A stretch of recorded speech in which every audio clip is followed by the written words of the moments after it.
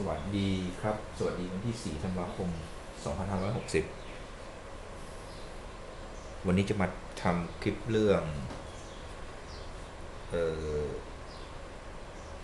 ลิ้นลมลิ้นลมหรือเช็ควาล์วในตะเกียงเจ้าพายุเนี่ย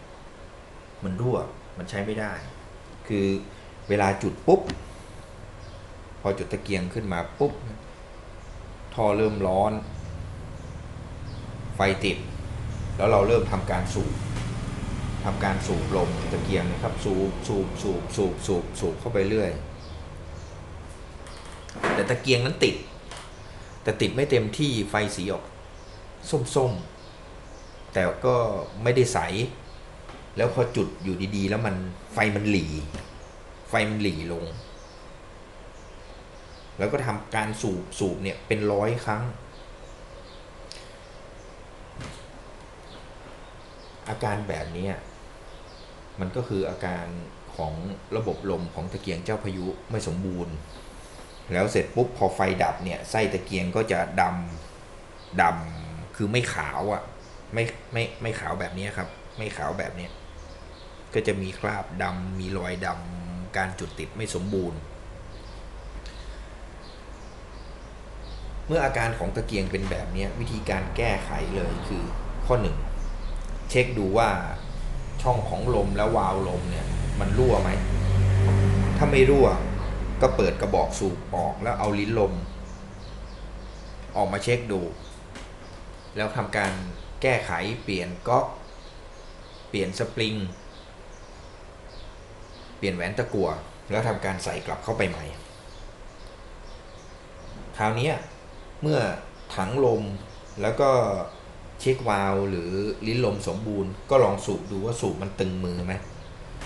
ถ้าสูบตึงมือแล้วแสดงว่าสูบลมเข้าสูบสัก20 ทีแล้วลองปล่อยลมดูครับถ้ามีลมออกแสดงว่าถังลมเนี่ยเก็บลมระบบลมในตะเกียงเนี่ยทำงานแล้วคราวนี้ก็ลองสูบและจุดติดครับถ้าจุดติดแล้วแต่ก็ติดแป๊บเดียวอีกแล้วก็หลีลงแล้วก็ดับแสดงว่าวาล์วน้ำมันตัวนี้ครับรั่ววาล์วน้ำมันตัวที่ติดกับแป้นบิดมันจะมีน็อต2 ตัวน็อตที่ติดกับหลักล่างของตะเกียงเจ้าพายุกับน็อตตัวที่2เนี่ยที่ติดกับแป้นบิดเนี่ยมันจะมีซีนอยู่ในนี้ซีนอยู่ในตัวปรับน้ำมันเนี่ยมันเสื่อมแล้วครับต้องถอดออกมาแล้วก็เปลี่ยนแล้วก็ใส่กลับเข้าไปใหม่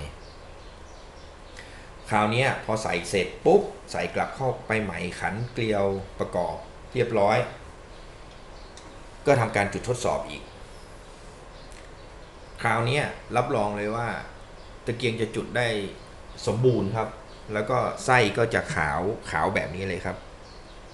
ไส้จะไม่มีรอยดำเลยแสดงว่าการจุดติดของตะเกียงเนี่ยสมบูรณ์ระบบลมสมบูรณ์ตะเกียงติดเต็มเวลาที่เราจุดเช่น15 นาทีหรือ20 นาทีเนี่ยไม่มีอาการหลีเลยนั่นหมายถึงว่าระบบลมในตะเกียงสมบูรณ์ลมต้องเดินเสมอไฟต้องนิ่งนี่คือวิธีแก้ไขระบบลมในตะเกียงเจ้าพายุเบื้องต้นเพื่อจะมีประโยชน์กับเพื่อนๆผู้เริ่มใช้ตะเกียงเจ้าพายุใหม่ขอบคุณครับที่ติดตามคลิปจนจบ